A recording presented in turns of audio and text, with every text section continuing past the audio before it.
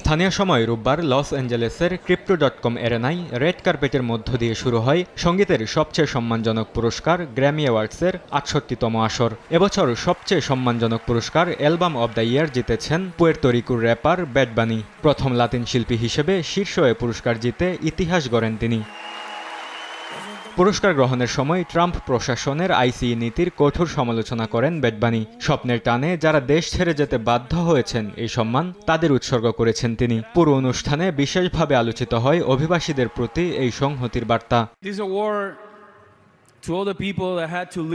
আমি এই পুরস্কারটি উৎসর্গ করতে চাই সেই সব মানুষের প্রতি যারা স্বপ্নের পেছনে ছুটতে গিয়ে নিজেদের জন্মভূমি দেশ ছেড়ে যেতে বাধ্য হয়েছেন, আর যারা প্রিয়জনকে হারিয়েও অসীম শক্তি নিয়ে জীবন চালিয়ে গেছেন। এই পুরস্কার আপনাদের জন্য।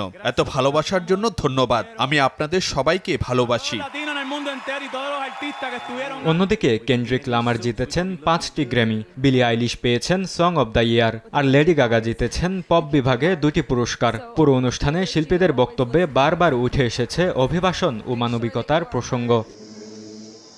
তবে ৯০ বছর বয়সে প্রথমবারের মতো গ্র্যামি অ্যাওয়ার্ড জিতে তাক লাগিয়েছেন তিব্বতী বৌদ্ধদের আধ্যাত্মিক নেতা দালাই লামা। তার spoken word album meditation the reflection of his holiness of the Dalai লামার জন্য এ পুরস্কার দেয়া হয়। অ্যালবামটি সেরা অডিও বুক, ন্যারেশন ও স্টোরি টেলিং রেকর্ডিং বিভাগে পুরস্কার পেয়েছে। বরকতুল্লাহ, সময় সংবাদ।